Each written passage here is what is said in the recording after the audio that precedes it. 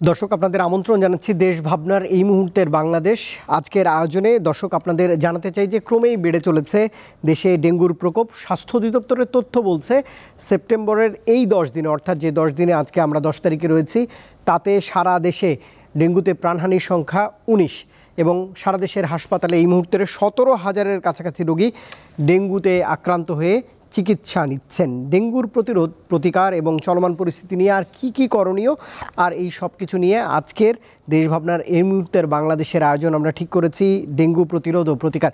এ বিষয়ে আলোচনার জন্য আমার সঙ্গে দুজন অতিথি রয়েছেন ডক্টর মঞ্জুর চৌধুরী, কীটতত্ত্ববিদ, এবং একই সঙ্গে রয়েছেন অধ্যাপক ডাক্তার শামীম আহমেদ, মেডিসিন এবং বক্ষব্যাধি বিশেষজ্ঞ, বঙ্গবন্ধু শেখ মুজিব মেডিকেল বিশ্ববিদ্যালয়। দুজনকেই স্বাগত জানাচ্ছি স্যার আপনাদের। আমরা একটু সহজভাবে বুঝতে চাই। আমরা দেখেছিলাম যে 2023-এ ডেঙ্গুর প্রকোপটা দেশ জুড়ে ব্যাপক আকার ধারণ করেছিল। এই মুহূর্তে যে তথ্য রয়েছে তাতে প্রথম 10 দিন তো 19 জনের প্রাণহানি হয়েছে, 17,000 মানুষ এই মুহূর্তে হাসপাতালে চিকিৎসা সেবা নিচ্ছেন। এইবারে ডক্টর মঞ্জুর, আপনার কাছে জানতে চাই যে এবারের পরিস্থিতি আপনি কেমন দেখছেন ডেঙ্গুর? এবারের পরিস্থিতি খারাপ, তবে গত বছর কিংবা তার 2019 সনের তুলনায় কিন্তু অনেকটাই রিলেটিভলি বেটার বলা যাবে।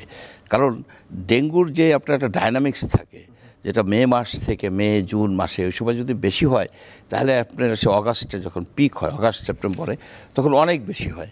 কিন্তু এখন হচ্ছে কি যে ডেঙ্গু হওয়ার সিজনটা সেপ্টেম্বর, অক্টোবর, নভেম্বরে এসে এরা টেম্পারেচার কমে আসবে। সুতরাং পটেনশিয়াল যে খুব যে একটা ব্যাপক এপিডেমিক হবে এ ধরনের সম্ভাবনা কম বলে মনে হয়। কিন্তু তারপরেও আমি বলি যে সংখ্যাটা আছে, যে আপনার 17,000 রোগী আছে এই মুহূর্তে, আরও বাড়বে এই বিষয়ে কোনো সন্দেহ নাই। মৃত্যুও আপনার আরও বাড়বে।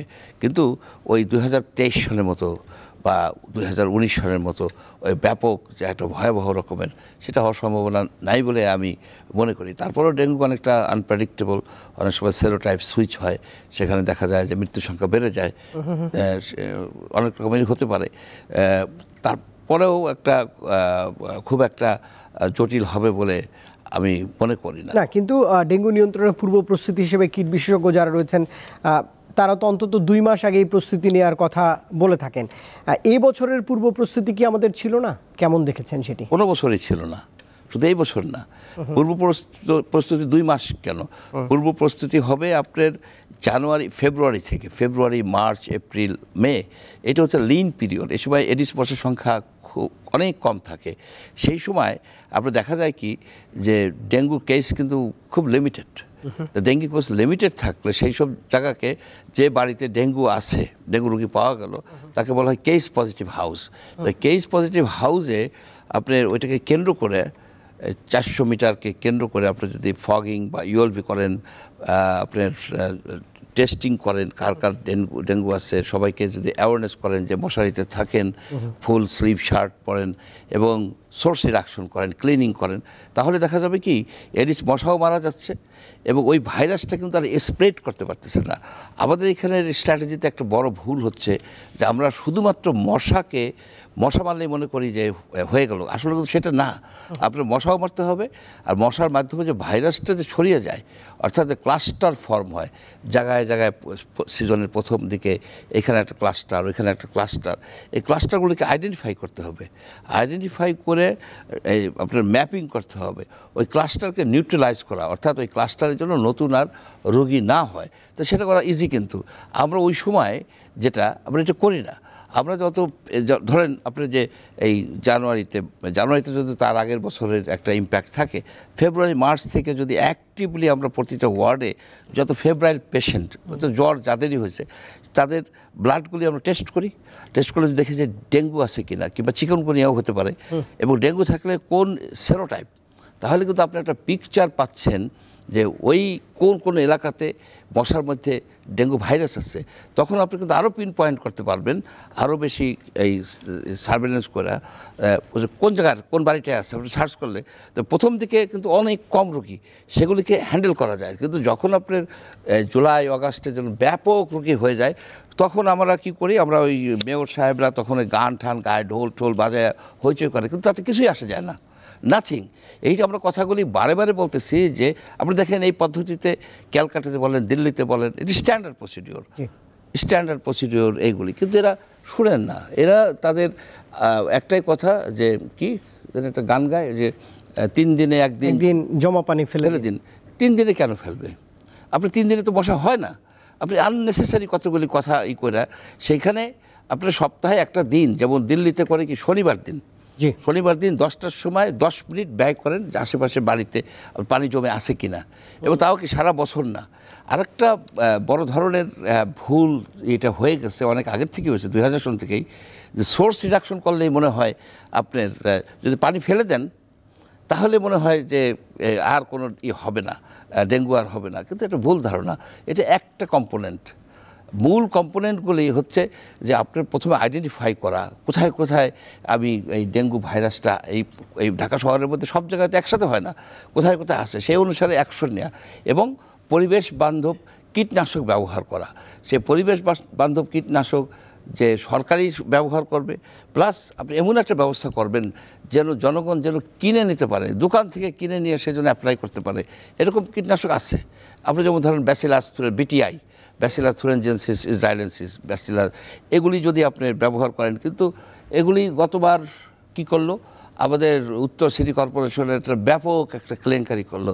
বিটিআইয়ের নামে কোথার থেকে নকল জিনিসপত্র এনে কি হলো, সেগুলো কোথায় যে কেস হলো, কোথায় জেলে গেছে।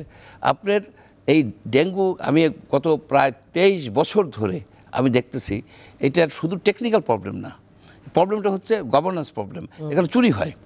আপনি যদি দেখেন যে এই যে কীটনাশক দিচ্ছে, এই যে ফগিং করার কথা বলে, এদেরকে এতবার বলা হচ্ছে fogging is a outdated technique. আপনি ইউএলবি করবে, ইউএলবি করলে ব্যাপকভাবে আপনার এলাকা কাভার করা যায়। ভোর রাতের দিকে ইউএলবি করে আপনি সারা ঢাকা কাভার করে ফেলা যায়। আর শুধু তো ডেঙ্গু আমাদের একমাত্র প্রবলেম না, আমাদের কিন্তু আর একটা সম্ভাবনা আছে চিকুনগুনিয়া, যেটা আপনার 2017 সনে ভয়াবহ রকমের চিকুনগুনিয়া আক্রমণ হয়েছে। 19 হয়েছিল, 19 হ্যাঁ, তারও আগে হয়েছে কিন্তু কম।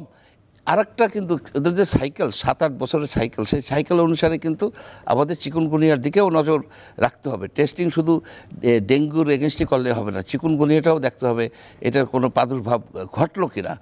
আর আমরা এগুলি দেখতেছি যে এরা আসলে এইসবের মধ্যে দুর্নীতি করে, ব্যাপক দুর্নীতি হয়।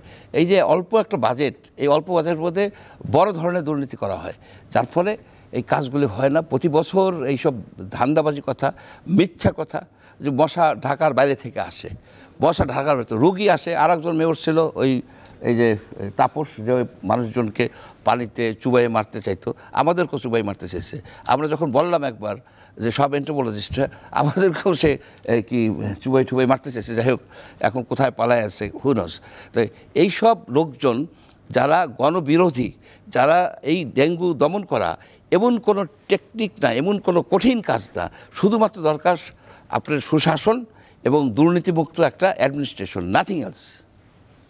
নিশ্চয়ই ডক্টর মঞ্জুর, আরও পরামর্শ নিশ্চয়ই আপনার কাছ থেকে দেশভাবনায় পাবো। অধ্যাপক ডাক্তার শামীম আহমেদ, আমি একটু হাসপাতালের তথ্য দিয়ে শুরু করছিলাম। আজকেও আমি দেখছিলাম স্বাস্থ্য অধিদপ্তরের ডেটা, তাতে প্রায় 17,000-এর কাছাকাছি রোগী দেশের হাসপাতালে চিকিৎসা নিচ্ছে। এবছর হাসপাতালের পরিস্থিতি আপনি কেমন দেখছেন, আর ধরনে কোনো পরিবর্তন এসেছে কিনা? ধন্যবাদ আপনাকে। আসলে ডেঙ্গু আমাদের এখানে আগেও ছিল, এবারও আছে, হয়তো ভবিষ্যতেও সবচেয়ে ভালো হতো না থাকলে, কিন্তু এটা থাকবে। আচ্ছা, অল্প মাত্রায় হলেও এটা থাকবে। এটা পুরোপুরি নির্মূল করা খুব দুরূহ একটা ব্যাপার। 2023 সাল ছিল একেবারে রিমার্কেবল একটা বছর। সারা দুনিয়াতেই ডেঙ্গু কিন্তু সব দেশ, উন্নত বিশ্ব অনেক ভোগান্তির কারণ হয়েছিল। তো এবার আমাদের দেশে তুলনামূলকভাবে সাধারণত বলা হয় যে জুলাই থেকে অক্টোবর এই সময়টা হচ্ছে সবচেয়ে বেশি কেস পাওয়া যায়। শুরুটা কিন্তু অত বেশি খারাপ ছিল না, জি, বিশেষ করে জুলাই মাসে তেমন ছিল না, কিন্তু আগস্টেও কম ছিল। সেপ্টেম্বরে এসে দেখা যাচ্ছে যে এখনও ডেঙ্গু, আপনি বললেন যে বেশ কয়েক হাজার রোগী আছে আর মারাও গেছে। তবে একটা যেটা ভালো নিউজ, সেটা হচ্ছে আমাদের দেশের হেলথ সিস্টেম, অর্থাৎ চিকিৎসক, নার্স বা অন্য যারা সবাই আছে, ডায়াগনস্টিক, সবাই কিন্তু ডেঙ্গু নিয়ে মোটামুটি এক্সপার্ট হয়ে গেছেন যে কি করতে হবে, কখন করতে হবে, কিভাবে টেস্ট করতে হবে এবং এর ব্যবস্থাপনা কি। সুতরাং রোগী হয়তো বাড়তে পারে, অক্টোবরের পরে টেম্পারেচার যখনই কমে আসবে তখন কিন্তু এটা কমবে, কিন্তু মনে হচ্ছে আপাতত যে এরকম হবে না, ওভারওয়েলমিং যেটা আমাদের কোভিডের সময় ছিল সেরকম হবে না। 23 সালের তুলনায় আমি দেখছি ডেটায় 9 মাসে 102 জন মারা গেছে এখন পর্যন্ত। হ্যাঁ, সেটাই তো 23 সালের তুলনায় পরিস্থিতি ভালো আছে। তবে একটা জিনিস, যে সচেতন হওয়ার কোনো বিকল্প নাই। কারণ হচ্ছে এই ডেঙ্গু ভাইরাসটা মশা কিন্তু পায় হচ্ছে মানুষের যে রক্ত, মশা যখন খায় তখন কিন্তু মানুষের থেকে সে এই ভাইরাসটা পায় এবং আরেকজনকে যখন কামড়াতে যায় তখন সে আক্রান্ত হয়। অর্থাৎ এটা কিন্তু ছোঁয়াচে কোনো রোগ না, একজনের কাছ থেকে আরেকজনে ছড়ায় না। সুতরাং এখন যদি এই 18-20 হাজার ভর্তি থাকে, তার মানে তার কয়েক গুণ রোগী আছে যাদের কোনো সিমটমস নাই, বাসায় আছে, এখানে সেখানে আছে। তো এদের কাছ থেকে যদি আবার এই মশা কামড়িয়ে আরেকজন সুস্থ মানুষকে কামড়ায় তাহলে কিন্তু এটা আস্তে আস্তে বেড়ে যায়। এই জন্য যেটা করতে হবে, যারা রোগী আছে তাদের কাছ থেকে যেন সুস্থ মানুষ মশার কামড়ে আক্রান্ত না হয় সেটা এনশিওর করতে হবে। এবং ঘরে যাদের এই সিমটমস, বিশেষ করে জ্বর, গা ব্যথা, ডেঙ্গুর যে সিমটমসগুলি, সাথে সাথে পরীক্ষা করতে হবে যে আসলে ওনার ডেঙ্গু হয়েছে কিনা এবং চিকিৎসকের পরামর্শ নিতে হবে। তাহলে যদি আমরা আর্লি এটার ডায়াগনোসিস করি এবং স্বাস্থ্যবিধি মেনে চলি, বিশেষ করে মশারি টানানো, রিপেলেন্ট এবং বাসার আশেপাশে যেগুলি প্রজনন ক্ষেত্র সেগুলি ধ্বংস করা, এটা আসলে ব্যাপক কাজ এবং দীর্ঘমেয়াদী কাজ। কিন্তু আমাদের দেশে যেটা হয় যে অসুখের তো শেষ নাই।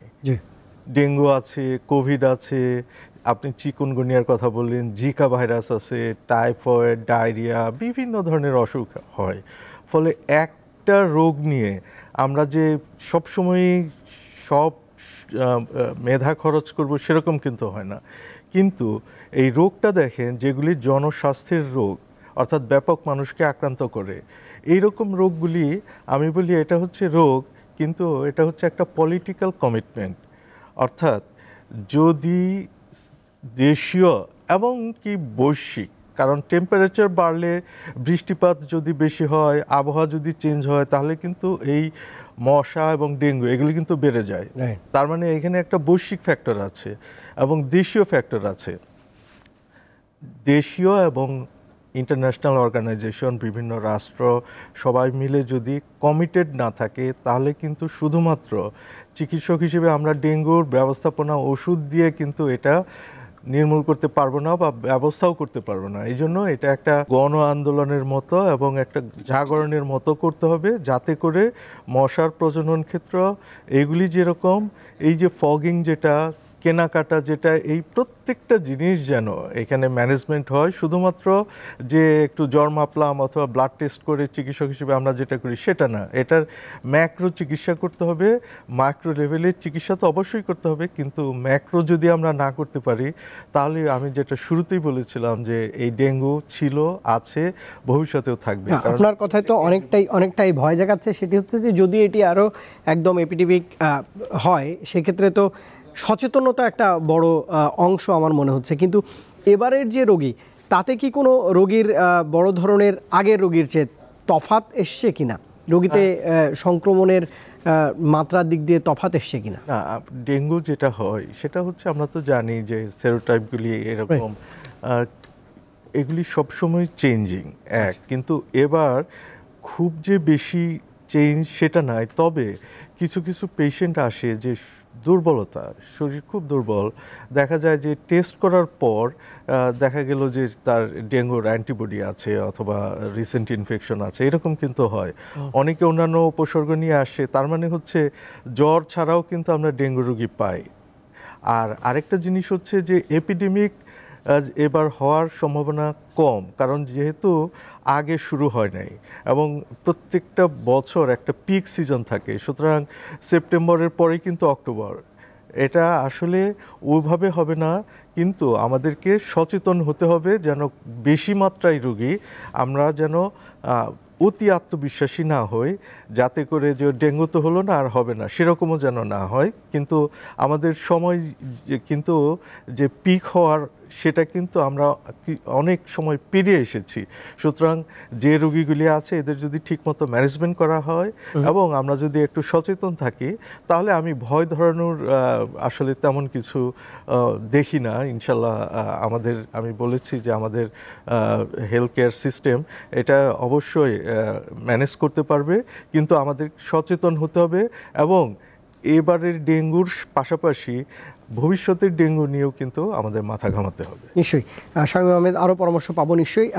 আপনার কাছে একটু জানতে চাই ডক্টর মঞ্জুর চৌধুরী, সেটি হচ্ছে যে এই ডেঙ্গু নিয়ে মানুষের মধ্যে কিছু ভুল ধারণাও আছে। যেমন ধরেন, আমরা আগে জানতাম যে এডিস মশা দিনে কামড়ায়, রাতে কামড়াইলে হয় কিনা আপনি যদি একটু ব্যাখ্যা করেন। কিন্তু বিশেষজ্ঞরা বলছেন যে 24 ঘন্টায় এডিস মশা কামড়াতে পারে। একই সঙ্গে ডেঙ্গুবাহী এডিস মশার আচরণের পরিবর্তন হয়, সেগুলো কি কি? প্রতিরোধের ক্ষেত্রে এই যে মশার আচরণগত বিষয়টি, এটি কতটা জরুরি? এটা হচ্ছে কি আপনার some sort of disinformation or misinformation, যে দিন রাত 24 মশায় কামড়ায়, এডিস মশায়। এটা ডে বাইটার, এটা মূলত দিনের বেলায় কামড়ায়। তবে যদি যেখানে আলো বেশি থাকে, যেমন ঘরে আমরা আলো জ্বালিয়ে রাখি, ঘরে আলো না, অনেক সময় হোটেল টোটেলে যে ব্যাপক যে খুব ইন্টেন্স আলো থাকলে সেখানে কামড়াতে পারে। কিন্তু এটা হচ্ছে কি আপনার এটা একেবারে রেগুলার না, তো সুতরাং এটাকে ধরেই নিতে হবে ডে বাইটার। কিন্তু মাঝে মধ্যে রাতেরও কামড়াতে পারে, এটা একটা এক্সেপশন, মূলত এক্সেপশন। আর একটা জিনিস হলো যে এটার যে এদের যে ব্রিডিং হ্যাবিট, এটা অনেকে বলতেছে যে আমরা ইসে পাইছি, ওই ড্রেনে পাইছি। এটাও ভুল কি সেখানে আপনি পাইতে পারেন, কিন্তু এটা তাদের ন্যাচারাল ব্রিডিং গ্রাউন্ড না। এখানে ধরেন কোনো পাত্রে এডিস মশা হয়েছে, সে পাত্রের পানি ফ্লাশ করে ড্রেনে গেছে, কিন্তু ওরা যে ওখানে যে ডিম পারে তা কিন্তু না। সুতরাং এই ধরনের মিসইনফরমেশন কিছু কিছু সায়েন্টিস্ট আছে, তারা হয়তো দু একটা পরীক্ষা করলো, দু এক জায়গায় পাইলো, ওইটার উপর ভিত্তি করে তারা এইসব কথা বলে ফেলেন। বলার ফলে হয় কি এটার ইমপ্লিকেশনস আছে। বিহেভিয়ার যদি চেঞ্জ হয়, যে রাতেও এডিস মশা কামড়ায়, তখন কিন্তু আপনার কন্ট্রোল মেজারও সেইভাবেই নিতে হবে। আবার যদি আপনি বলেন যে এটা ড্রেনে হয়, তাহলে আপনার ড্রেনের ভিতরে আপনি অ্যাপ্লাই করতে হবে, রিসোর্সেস আপনার ডাইলুটেড হয়ে যাবে, এফোর্ট ডাইলুটেড হয়ে যাবে। আমাদের যারা কিছু সায়েন্টিস্ট আছে, কিছু না, একজন, এরা এইসব মিসইনফরমেশন দিয়ে ভাইরাল হতে চায়। মানে ওই বাংলাটাই আমার বলতে হচ্ছে। এখানে আপনার প্রমাণই করা যাবে না, এখানে এক্সেপশন তো সব জায়গায় থাকে, কিন্তু মূল জিনিসটা হচ্ছে এটা ডে বাইটার। স্যার, আপনি বলছিলেন যে এডিস মশার লার্ভা নিধনে কিছু ডিসইনফরমেশন রয়েছে, এই প্রতিবন্ধকতা কমিয়ে আনার জন্য করণীয় কি? প্রথমত আপনার যে এ বিষয়ে রিসার্চ হওয়া দরকার, এ বিষয়ে সরকারের প্যাট্রোনাইজ করা দরকার, ফান্ড দেওয়া দরকার বিভিন্ন ইউনিভার্সিটিতে, যাতে এই বিষয়ে রিসার্চ হতে পারে। আর একটা বিষয় হচ্ছে কি আপনার রিসার্চ করেন, কিন্তু অনেক তথ্য অলরেডি অ্যাভেলেবল আছে। এটা একটা, যেমন আপনি ধরেন আপনার গ্যাস্ট্রিকের ট্রিটমেন্ট করবেন, একজন ডাক্তার সাহেব ট্রিটমেন্ট করবেন, তার তো প্রতিনিয়ত রিসার্চ করার দরকার নেই, এগুলি তাকে পড়ানো হয়েছে। ঠিক এন্টোমোলজিতে, কীটতত্ত্ব বিজ্ঞানে, যে মশা, এডিস মশা, কিউলেস মশা কিংবা অন্যান্য কীটপতঙ্গ কীভাবে দমন করতে হবে, তার কিন্তু আছে, আপনার প্রিন্সিপালস আছে, প্র্যাকটিস আছে, সেগুলি আছে কিন্তু অলরেডি। সেগুলি তো আমরা ফলো করতেছি না। আমাদের যারা এই যে সিটি কর্পোরেশনে যারা মেয়র-ঠেয়ররা হয়ে আসেন, তারা ওই নতুন করে সব কিছু শুরু করতে চান। তাদের কাছে মনে হয় এটা মনে হয় এমন একটা জিনিস যে এই ধরনের কোনো বিষয়ে নতুন করে রিসার্চ করতে হবে। আমাদের কিছু রিসার্চারও আছে, তারা তাদের অ্যাকচুয়ালি আপনি ধরেন এইটার যে প্র্যাকটিসটা, আপনার যে মসকিটো কন্ট্রোল করতে গেলে বা কীটপতঙ্গ দমন করতে গেলে আপনার কয়েক অনেকটা জিনিস লাগে। প্রথমত কীট পতঙ্গ সম্বন্ধে আপনার ধারণা করতে হবে, নলেজ থাকতে হবে, কখন হয়, কোথায় হয়, কিভাবে হয়। আরেকটা হলো আপনি যেসব টুলস অ্যান্ড টেকনিক ইউজ করবেন, যেমন ধরেন আপনি কীটনাশক ইউজ করবেন বা বায়োলজিক্যাল কন্ট্রোল এজেন্ট আপনি ইউজ করবেন, সেগুলি সম্বন্ধে আপনার ধারণা করতে হবে। আপনার অ্যাট দ্য সেম টাইম যেসব ইকুইপমেন্ট ইউজ করতে হবে, এবং আরও আছে যে কীভাবে অর্গানাইজ করবেন একটা সিটিতে কিংবা একটা কমিউনিটিতে।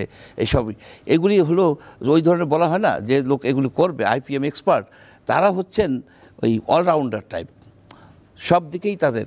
এখন এক ব্যক্তি হয়তো জানেন যে এই মশাটার বায়োলজি একটা ডিটেলস জানেন ল্যাবরেটরিতে বসে, সে কিন্তু যে কন্ট্রোল করতে পারবে না।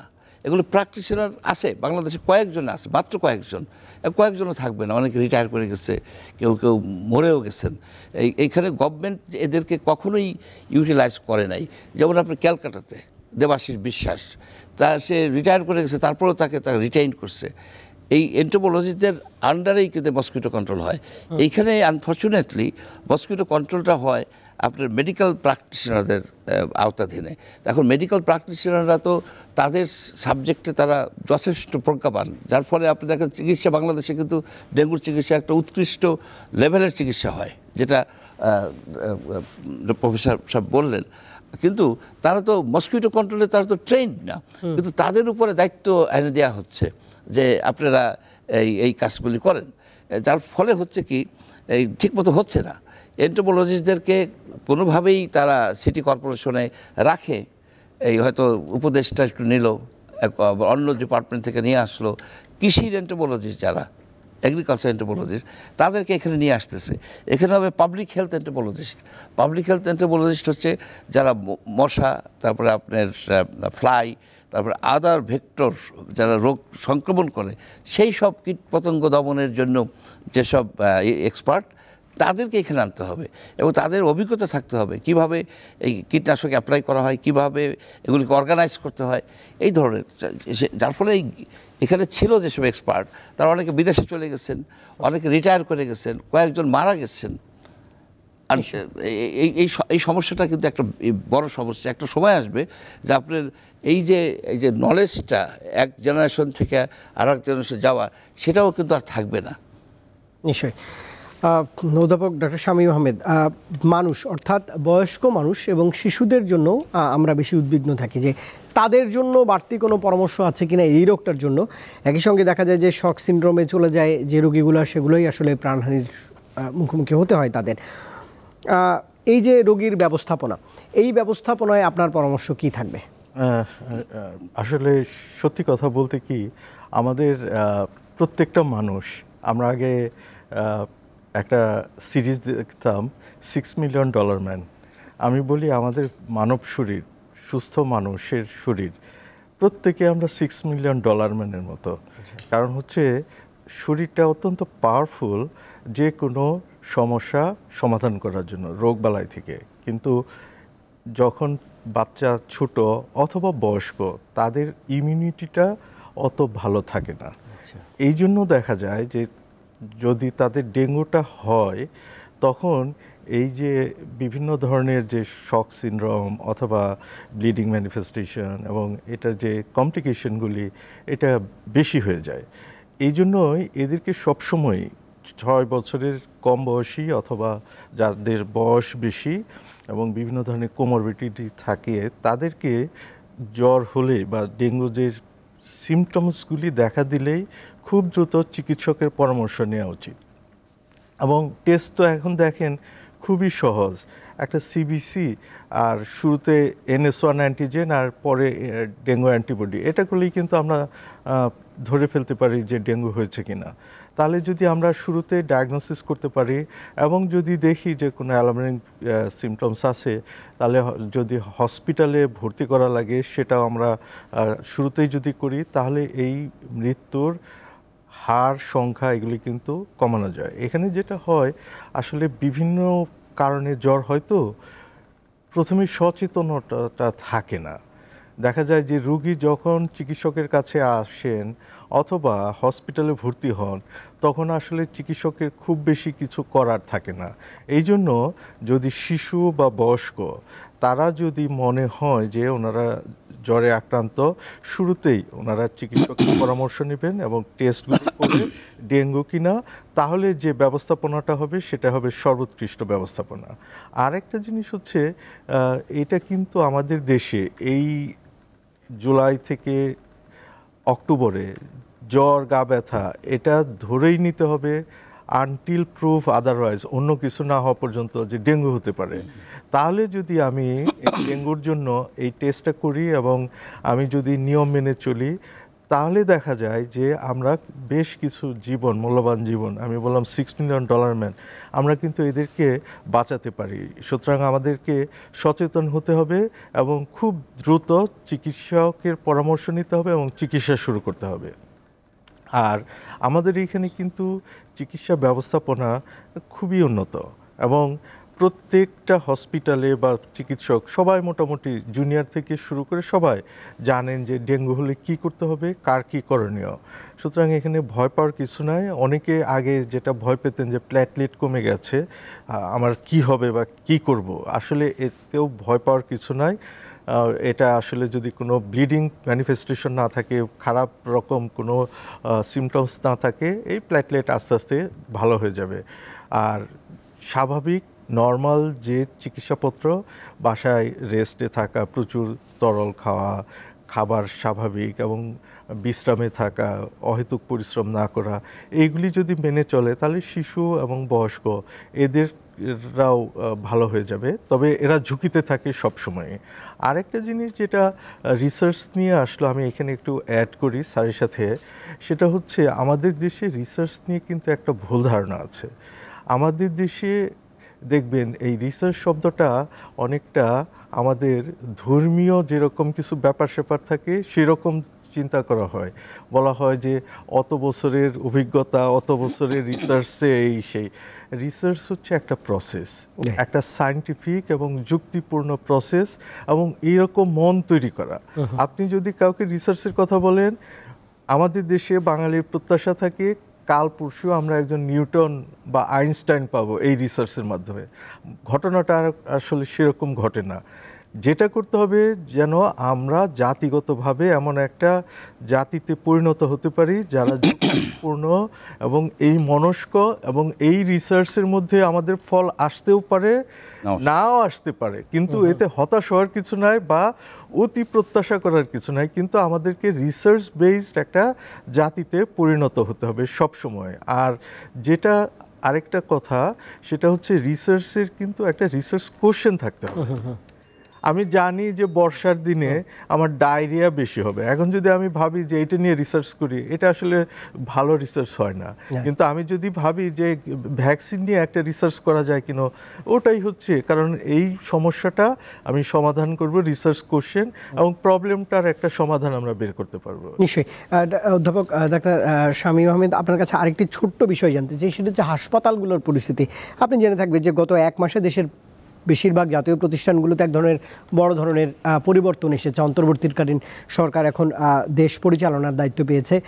দীর্ঘ 16 বছরের এক ধরনের স্বৈরশাসন সেটি চলে গিয়েছে। কিন্তু বর্তমান পরিস্থিতিতে আমি যে হাসপাতালের রোগীদের যে তথ্য দিলাম স্বাস্থ্য অধিদপ্তরের তরফ থেকে, যদি এই রোগীর থেকে আপনি বলছেন যে এটি এপিডেমিক হারে হয়তো হবে না যদি আমরা সচেতন হই, এখন যে আমাদের হাসপাতালের চিকিৎসা সেবা পরিষেবার যে পরিসর, সেটি এই রোগ সামাল দেওয়ার জন্য এই মুহূর্তে যথেষ্ট কিনা? আপনি যেটা বলছেন আমি বুঝতে পারছি যে বিভিন্ন হাসপাতালে আমরা গণমাধ্যমে দেখি যে একটু বিক্ষোভ হচ্ছে যে এর জন্য বা এই রোগটা সামাল দেওয়ার মতো আমাদের এখন আসলে হসপিটালগুলি যেভাবে চলে, আমাদের এখানে রোস্টার ডিউটি থাকে এক, আর ওখানে ইমার্জেন্সি থাকে, এবং প্রত্যেকটা ওয়ার্ডে ইউনিটে একজন, দুজন, তিনজন এরকম চিকিৎসককে আমরা সবসময় ডিউটিরত রাখি। ফলে যে ওই ডিউটি ছেড়ে চিকিৎসক বাইরে আসেন এরকম কিন্তু হয় না। দেখা যায় বিশেষ করে যারা জুনিয়র তারা কিন্তু এই ডিউটিগুলি একদম 8 ঘন্টা করে করেন এবং আমাদের ইমার্জেন্সিগুলি কখনোই আসলে বন্ধ হয় না, এটা 24 ঘন্টা খোলা থাকে।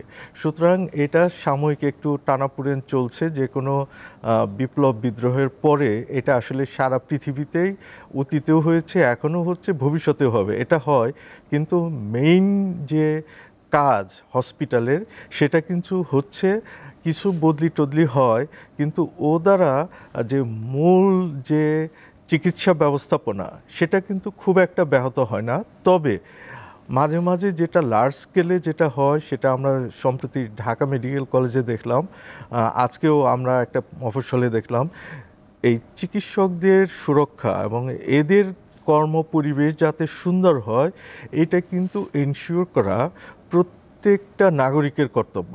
কারণ হচ্ছে চিকিৎসক ওখানে গেছেন কিন্তু আপনার আত্মীয় স্বজন, আপনার জীবনকে রক্ষা করার জন্য, উনি আপনার ক্ষতি করার জন্য ওখানে আসেন নাই। কিন্তু দেখা যায় যে কোনো রুগী আপনার মরবে না এরকম গ্যারান্টি পৃথিবীর বেস্ট হসপিটালও দিতে পারে না। ঢাকা মেডিকেল কলেজের মারার পর যখন ভাঙচুর হলো, তারা বলে যে আমাদের ক্ষোভ ছিল, কি করব, এটা ভাঙচুর করলাম। এটা কিন্তু হতে পারে না। আরেকটা জিনিস দেখেন, এখানে কিন্তু গণমাধ্যমেরও খুব ভালো ভূমিকা আছে যে কিভাবে এই সমস্যাটা আমরা ট্যাকেল করব। আজকে যদি প্রত্যেকটা হসপিটালে স্বাভাবিক মৃত্যুবরণ করে রোগী, কালকে যদি লাল অক্ষরে পত্রিকার পাতায় লিখে দেন গত 24 ঘন্টায় এতজন মারা গেল, টিভির নিউজে যদি দেন গত 24 ঘন্টায় সারা দেশে হসপিটালে এত রোগী মারা গেল, এরা তো মরবেই। তাহলে হবে কি, মানুষের মধ্যে আতঙ্ক সৃষ্টি হবে। সুতরাং এখানে যেটা হয়, চিকিৎসকদের মধ্যে অনেকেরই অসন্তোষ আছে, কারণ হচ্ছে অনেকেই ব্যক্তিগতভাবে অনেকেই ক্ষতিগ্রস্ত হয়েছেন। সুতরাং এই অসন্তোষ থাকাটা অস্বাভাবিক কিছু না, কিন্তু এটা যদি যারা এখন দায়িত্বে আছেন, দায়িত্বে থেকে ওনারা যদি খুব সংবেদনশীলতা নিয়ে এই সমস্যাগুলি ট্যাকেল করেন, ওনারা সবার কথা শুনেন এবং যার যে প্রবলেম আছে সেটা সলভ করার জন্য একটা নীতিমালা তৈরি করেন, আমার মনে হয় এটা খুব দ্রুত সমাধান হবে। এবং যে ব্যবস্থাপনা, শুধু ডেঙ্গু না, সব ধরনের রোগীর যে ব্যবস্থাপনা, সেটা আমার মনে হয় চিকিৎসকরা বরং আরও নতুন উদ্যমে, যারা হতাশ হয়ে গেছেন, প্রমোশন পান নাই, ভালো পোস্টিং পান নাই, বিভিন্ন নির্যাতন বা নিপীড়নের শিকার হয়েছেন, বরং এরা নতুন উদ্দীপনা নিয়ে নতুনভাবে দেশ গড়ার জন্য ঝাঁপিয়ে পড়ার জন্য প্রস্তুত হবেন। নিশ্চয়ই। ডক্টর মঞ্জুর চৌধুরী, একই কথা, অন্তর্বর্তীকালীন সরকার রয়েছে, আপনি বলছিলেন যে ডেঙ্গু প্রতিরোধের জন্য প্রশাসক বা সিটি কর্পোরেশনের মধ্যে দুর্নীতি রয়েছে।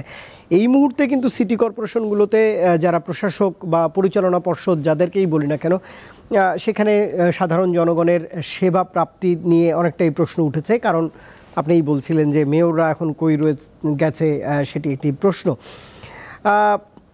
বছরব্যাপী আমরা তো এখন আগে মনে করতাম যে এটি একটি মৌসুমি রোগ, কিন্তু এখন তো মনে হচ্ছে যে ডেঙ্গু আসলে সারা বছরেরই একটা অসুখ, রাইট?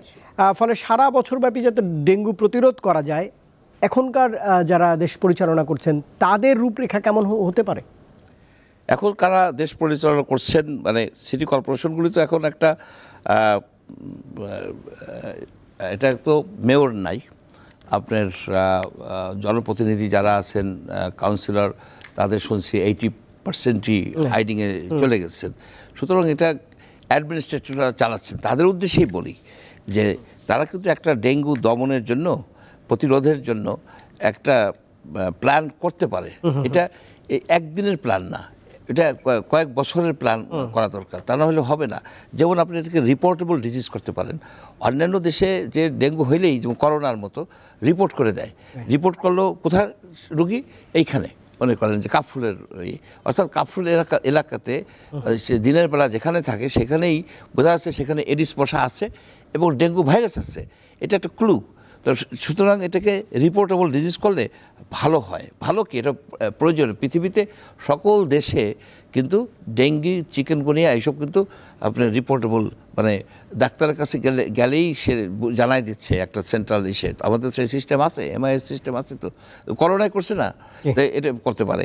অ্যাটলিস্ট যদি প্রথম 6 মাস জানুয়ারি টু জুনও করে, তাহলেও কিন্তু একটা কাজ হয়, কিন্তু এটা তারা করেন না। আরেকটা বিষয় হচ্ছে যেটা আপনি কিছুটা করছেন, যে একজন রুগী আমরা বললো যে হসপিটালাইজড, এরা কিন্তু বলতেছে যে এতগুলি হসপিটালাইজড রোগী, যে হসপিটালে এসে একটা জায়গায় এসে সে যদি হসপিটালে ভর্তি না হয় সে কিন্তু হিসাবের মধ্যে আসতেছে না। এবং সকল হসপিটাল তো না, আমি দেখলাম যে 79 কিংবা 80টা হসপিটাল ঢাকায়, 80টা হসপিটালের ডাটা কিন্তু এখানে, বাকি যে কয়েকশো হসপিটাল আছে ঢাকায়, সেখানে যে রুগীগুলি ভর্তি হয়েছে কিংবা আউটডোর থেকে চিকিৎসা নিছে বা প্রাইভেটে নিছে, তাদের কিন্তু নাই। এখন ল্যান্ডসেটে একটা 2019 সালে একটা স্টাডি হয়েছিল, সেখানে দেখা গেছে একটা রুগী রিপোর্টেড হলে তার পেছনে আরও 19টা রুগী আছে, অর্থাৎ 20টা রুগীর মধ্যে মাত্র একটা রুগী আসে। সেই হিসেবে কিন্তু ব্যাপক সংখ্যক রুগী এই বাংলাদেশে আছে। এটা আমাদের যারা আগে পলিটিক্যাল লিডার ছিলেন, এই তাজুল ইসলাম সাহেব, সে কিন্তু প্রায় বলতেন যে আমাদের তো সিঙ্গাপুরের থেকে রুগী কম, সিঙ্গাপুরের থেকে রুগী কম, এখান থেকে রুগী কম।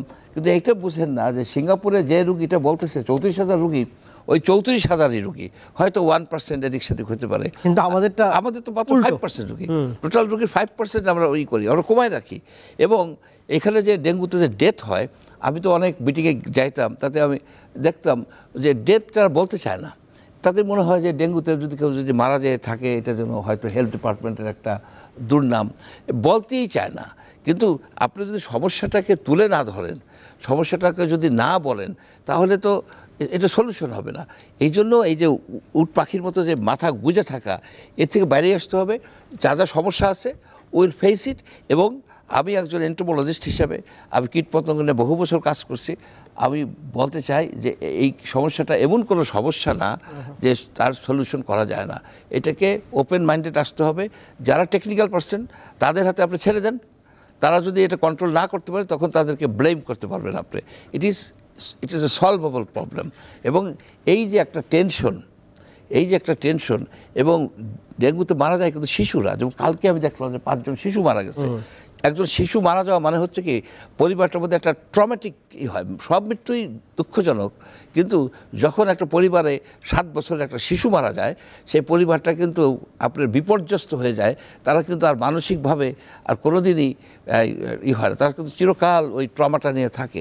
সেই জন্য আমি মনে করি এই প্রতিটা মৃত্যুই কিন্তু প্রিভেন্টেবল। আরেকটা বিষয় আছে যে যেটা আপনি বলতেছিলেন, ডাক্তার সাহেব বলতেছিলেন যে এই চিকিৎসকদের উপরে হামলা হয়, হামলার সময় বলা হয় ভুল চিকিৎসা করছে। তাহলে আমার একটা প্রশ্ন, তুমি যদি যা বুঝোই যে ভুল চিকিৎসা করছে, তাহলে তুমি চিকিৎসা করো না কেন? হাউ ডু ইউ নো যে ডাক্তার সাহেব একটা ওষুধ দিচ্ছে সেটা ভুল ছিল? এই যে আমাদের একটা মাইন্ডসেট, একটা মব মাইন্ডসেট, এর ফলে হাসপাতালে কিন্তু অনেকেই আমার মনে হয় একটু এই টেনশনে থাকে, এই বুঝি একটা মব এসে অ্যাটাক করলো, এইভাবে তো হতে পারে না। নিশ্চয়ই একটু আসার কথাও এই ডেঙ্গু ভাইরাস সম্পর্কে জানতে চাই। যে আমরা জানি যে ডেঙ্গু ভাইরাসের 4টি ধরন স্যার, সেটা হচ্ছে ডেন 1, 2, 3, 4 পর্যন্ত আছে। যে ভ্যাকসিনটি আসলে ট্রায়ালে রয়েছে, এই 4টি ধরনের জন্যই সেটি কার্যকর হবে কিনা আপনার কাছে কি তথ্য আছে? না, এটা নিয়ে আছে আপনার অনেক ধরনের কিছু আছে আপনার ভ্যাকসিন বাইর হয়েছে, সেটা উপকারের থেকে কিন্তু ক্ষতি হয়েছে বেশি, মামলাও হয়ে গেছে। আপনার এই টাকেডার যে ভ্যাকসিনটা আসছে, এইটা টেট্রাভ্যালেন্ট বলে ধরা হয়, তবে সেখানেও আছে যে একটা বয়সের একটা রেঞ্জ আছে। তবে টাকেডার এই ভ্যাকসিনটা আপনার হয়তো একটা ভালো রাখবে। বাংলাদেশেও মনে হয় এটা ট্রায়াল শুরু হয়েছে আপনাদের এখনো। এটা আসলে ভ্যাকসিনটা অন্যান্য ডিজিজের মতো ডেঙ্গুতে একদম যে 100% বা ধন্বন্তরী বা এটা দিলেই সব হয়ে যাবে সেটা কিন্তু না। আরেকটা জিনিস হচ্ছে সুস্থ মানুষের কিন্তু ভ্যাকসিন দেওয়া যায় না। এটা কিন্তু অনেকেই যে ভাবেন যে আমি যে একটা ভ্যাকসিন দেই যাতে ডেঙ্গু হয় না, ডেঙ্গু হওয়ার পরে ভ্যাকসিন দেওয়া লাগে, ঠিক আছে? কারণ হচ্ছে ডেঙ্গুর আগে আপনার কখনোই ডেঙ্গু হয় নাই, ভ্যাকসিন দিলে কিন্তু লাভের চেয়ে ক্ষতি বেশি হবে। মৃত্যু বাড়ছে ফিলিপাইনে, তারপর হ্যাঁ, বিভিন্ন পৃথিবীর বিভিন্ন দেশে দেখা যায় যে উল্টো ক্ষতি হয়ে গেছে। এই জন্য ভ্যাকসিনটা এখনও আমাদের দেশের মানুষের কাছে যে খুব বেশি যে হ্যাঁ ভ্যাকসিন নেন ভ্যাকসিন, এসব আসলে আমাদের দেশে কেমন হয় সেটা এখন পর্যন্ত ক্লিয়ার না। তবে যে ন্যূনতম স্বাস্থ্যবিধি এবং পরিবেশ এবং যারা বিভিন্ন জায়গায় দায়িত্বপূর্ণ পদে রয়েছেন, যাদের আমাদের চারপাশটা সুন্দর রাখা যাদের কর্তব্য, এই জন্য ওনারা ওখানে বসেছেন, তাদের দায়িত্ব যদি ওনারা ঠিক মতো করেন এবং আমরা যদি আমাদের নাগরিক হিসেবে দায়িত্বগুলি ঠিক মতো করি এবং আমরা যদি আমার ঘরের মধ্যে স্বাস্থ্যবিধি মেনে চলি, তাহলেই কিন্তু এই ডেঙ্গুটাকে আমরা ম্যানেজেবল একটা পর্যায় পর্যন্ত আটকে রাখতে পারবো। আরেকটা জিনিস যেটা স্যার বললেন যে আসলে মৃত্যুর কথা, এটা আসলে আমাদের জাতিগতভাবে আমি বলি যে আমরা মনে হয় গুডম্যান সিনড্রোমে ভুগি। দেখবেন বন্ধুরা বা নিজেরা আলাপ করার সময় আমি সবচেয়ে ভালো কি করছি তার ফিরিস্তি দেই, ভালোটা বলি, কিন্তু কখনো আমি আমার বন্ধুদের সাথে যখন আলাপ করি তখন দেখি সে কে কোন রেয়ার ডিজিজ ডায়াগনোসিস করে সফল হয়েছে সেটা বলে, কিন্তু আমি মনে মনে ভাবি কেউ আমরা বলি না যে কোন রোগীটা আমি ঠিক মতো ডায়াগনোসিস করতে পারি নাই। একই রকমভাবে প্রত্যেকটা ক্ষেত্রে দেখবেন এটা আমাদের দেশে আমরা এটা প্র্যাকটিস করি যে শুধুমাত্র ভালোটা, সুতরাং মানুষ তো মরবেই, কিন্তু এই মৃত্যু মানে এই না যে এইটা আমার ব্যর্থতা, বরং এই মৃত্যু মানে আমি এটাকে রিভিউ করব যে এইখানে কারো কোনো দায় ছিল কিনা। আপনি 80 বছরের মানুষ, তার সব কোমরবিডিটি আছে, ডেঙ্গু হলো, ছেলেমেয়েরা সময় পায় না তাকে হসপিটালে নেওয়ার, যখন নিয়ে আসলো তখন দেখেন সব ব্লিডিং হচ্ছে, এরপর যদি মারা যায় তখন যদি আপনি চিকিৎসক হিসেবে ভাবেন যে হয়তো আমার ফল্ট আছে, এটা ঠিক না। আর পুত্র হিসেবে আপনি যদি ভাবেন যে ডক্টর কেন ওনাকে বাঁচাতে পারলো না, এটা ঠিক না। কারণ হচ্ছে আমাকে আমার যে দায়িত্ব সেটা পালন করতে হবে, আমাকে আমার যে কৃতকর্ম তার দায়ভার আমাকেই নিতে হবে এবং কোনোভাবেই এখানে চড়াও হওয়ার কোনো কিছু নয়। এবং আমি আমার সমস্যাটা বা আমার গাফলতিটা অন্যের ঘাড়ে চাপাবো না। এবং আমরা যদি প্রত্যেকেই এইটুকুন অন্তত করি যে কেন সমস্যাটা হলো, এইখানে কার কি দায় ছিল এবং কিভাবে এটা ভবিষ্যতে আমরা আর যাতে না হয় তার জন্য কর্মপন্থা অবলম্বন করতে পারি এবং মোটামুটি একটা ফ্রেমওয়ার্ক একটা দাঁড় করাতে পারি যাতে করে এগুলি কিভাবে ম্যানেজ করা যায় সেটা এবং কার কি রোল, তাহলে দেখা যায় যে এটা সুন্দরভাবে আমরা ট্যাকল করতে পারি। নিশ্চয়ই। অধ্যাপক ডাক্তার শামীম আহমেদ, অসংখ্য ধন্যবাদ। স্যার, আপনার কাছে শুধুমাত্র 2-3 মিনিটের জন্য আসতে চাই ডক্টর মঞ্জু চৌধুরী। সেটা হচ্ছে যে প্রতিকার তো আমাদের হাতেই, হ্যাঁ, তো আপনি সবশেষ আর কি যোগ করতে চান, যে এই সচেতনতামূলক মানুষের জন্য কি বলতে চান? আমি এটুকুই বলতে চাই যে এই যে কয়টা মাস আছে, সেপ্টেম্বর, অক্টোবর, নভেম্বরেও কিছু হয়, যদি ওয়েদার এই প্যাটার্নটা থাকে, হাই টেম্পারেচার থাকে, রেইন তো হচ্ছে, প্লাস হাই হিউমিডিটি থাকলে এটার একটা পটেনশিয়াল থাকে, অলরেডি তো অনেক বেশি, এটা তো আনএক্সেপ্টেবল। তো সেইখানে সিটিজেনরা যে অ্যাকশনটা নিতে পারে, একটা হচ্ছে যে স্কুলে যে বাচ্চারা যায় তাদেরকে ফুল স্লিভ শার্ট প্যান্ট এবং আপনার মোজা পরবে, মোটা মোজা, তাহলে সে কিছুটা প্রোটেক্টেড হবে। আরেকটা হলো যে অ্যান্টিমসকিউটো যেসব লোশন আছে, সে লোশন কিন্তু বাংলাদেশে পাওয়া যায়, এটা কিন্তু তারা ইউজ করতে পারবে। সকাল বিকাল তারা ঘরে একটু অ্যারোসল মারবে যাতে অ্যাডাল্ট মশা থাকে মারা যাবে। আর প্রতি সপ্তাহে একদিন একটু শনিবার দিন একটু ঘুরে ঘুরে দেখবে যেখানে পানি জমে আছে, পানি ফেলে দিবে আপসাইড ডাউন, অর্থাৎ উল্টো করে রাখলেই আপনার সেখানে এডিস মশাটা হলো না। আর একটা বিষয় হচ্ছে কি, যে কারো যদি জ্বর হয় সাথে সাথে, যেটা প্রফেসর সাহেব বললেন, যে সাথে সাথে টেস্ট করেন। শুধু যদি ডেঙ্গু দেখা যায় তাহলে কিন্তু অন্যান্যদেরও টেস্ট করার দরকার আছে। অনেক সময় আছে যে অ্যাসিমটোমেটিক যদি থাকে, সেখান থেকে কিন্তু ডেঙ্গু ছড়াতে পারে। আর দিনের বেলা যারাই রেস্ট নেবেন, দিনের বেলা রাতের বেলাও মশারি কালচারটা করা উচিত। আর সিটি কর্পোরেশন যারা আছেন তাদেরকে বলবো যে আপনারা এই যে হসপিটালগুলির পাশে, যেসব জায়গায় হসপিটালে বেশি আছে, ডেঙ্গু রোগী আছে, হসপিটালগুলির আশেপাশে আপনারা ফগিং, আপনাদের অন্য কিছু নাই তো, আপনারা ফগিংটা করেন, সোর্স রিডাকশনটা করেন। কারণ হসপিটাল হচ্ছে একটা সোর্স যেখানে থেকে কিন্তু আপনার মশা মানে হয়ে যায়, আপনার কিন্তু এই ভাইরাসবাহী হয়ে যায়। কারণ ভাইরাস আছে। আপনি দেখেন 2000-এ যখন প্রথম আসলো যে 100 জনের মতো 5,500 রোগীর মধ্যে 110 জন মারা গেছিলো, তার মধ্যে 10% ছিল ফিজিশিয়ান, ডাক্তাররা মারা গেছিলো। কারণ তাদের চেম্বারে যে বসতো, ওখানে মশা, এসব ধীরে ধীরে তারা সতর্ক হয়ে গেছে। হসপিটালের মধ্যে যেটা করতে পারে ওভিট্র্যাপ না হলে অ্যারোসল দিয়ে মশা মারবে। তবে একটা জিনিস হয়েছে, আমাদের ক্রমাগত বলার পরে হসপিটালে কিন্তু রোগীদেরকে মশারির ভিতরে রাখে, এই কালচারটা ডেভেলপ করছে। তো এটা একটা গুড সাইড। আমি শুধু বলবো যে এই নিজেদেরও এখন দায়িত্ব আছে। আপনারা এই বিটিআই পাওয়া যায় এখন বাংলাদেশে, এখন বিটিআই পাওয়া যাচ্ছে, সেই আমেরিকান আপনার এই কোম্পানির ভ্যালেন্ট বায়োসায়েন্সের প্রোডাক্ট অ্যাভেলেবল হয়েছে বলে আমি জানি। সেই প্রোডাক্ট কিনে আপনারা অ্যাপ্লাই করতে পারবেন, ইটস সেফ। এবং সেগুলো যদি আপনি অ্যাপ্লাই করেন, আপনার আশেপাশের যেখানে পানি জমে থাকে, বিশেষ করে আন্ডার কনস্ট্রাকশন বাড়িতে কিন্তু এডিস মশা প্রচুর হয়। কারণ সেখানে পানি রাখতে হয়। অনেক সময় আছে যে আপনার যে কিউরিং করার সময় পানি কিন্তু অনেক দিন রাখতে হয়, তো সেখানে এডিস মশা হয়ে যায়। ওইটা তার সপ্তাহে প্রতিদিন তো এই পানি চেঞ্জ করার কোনো উপায়ই নাই।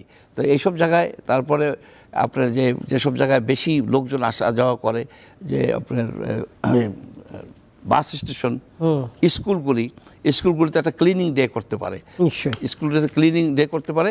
আর যে পোশাকের যে বিষয়টা আছে, পোশাকে তারা এখানে রিল্যাক্স করতে পারে, অর্থাৎ এখানে ফুল স্লিভ শার্ট, প্যান্ট, মোজা পরার জন্য অনুরোধ করতে পারে। তাহলে কিন্তু আপনি দেখবেন যে এই 2 মাস যদি এইভাবে আমরা সচেতন হলেই হয়তো এটা নাগরিকের দায়িত্ব, এটি প্রতিকার বা প্রতিরোধ করা সম্ভব। ডক্টর মঞ্জুর চৌধুরী, অসংখ্য ধন্যবাদ, সময় দিয়েছেন। একই সঙ্গে অধ্যাপক ডাক্তার শামীম আহমেদ, অসংখ্য ধন্যবাদ, আপনি সময় দিয়েছেন। আপনাদের যে পরামর্শগুলো, সেগুলো যদি জনসাধারণ পালন করে, এবং একই সঙ্গে রাষ্ট্রেরও দায়িত্ব রয়েছে, সিটি কর্পোরেশন বা সরকারে যারাই রয়েছে, দুর্নীতি রুখে দিয়ে যা করার তা যদি করণীয় হয়, তাহলে এই জনগণের জন্য মঙ্গল হবে, এমন প্রত্যাশা তো রাখছেই। প্রতি রবি ও বুধবার রাত 11:30টায় দেশভাবনা এই মুহূর্তের বাংলাদেশ দেখার আমন্ত্রণ জানিয়ে আজকের মতো শেষ করছি। ডেঙ্গু প্রতিরোধ কিন্তু আমাদের নিজেদের, সচেতন যত আমরা হব, ততই আসলে এই রোগ প্রতিরোধে আমরা ততই এগিয়ে যাব, এই প্রত্যাশা তো থাকছেই। এতক্ষণ সঙ্গে থাকবার জন্য ধন্যবাদ সবাইকে।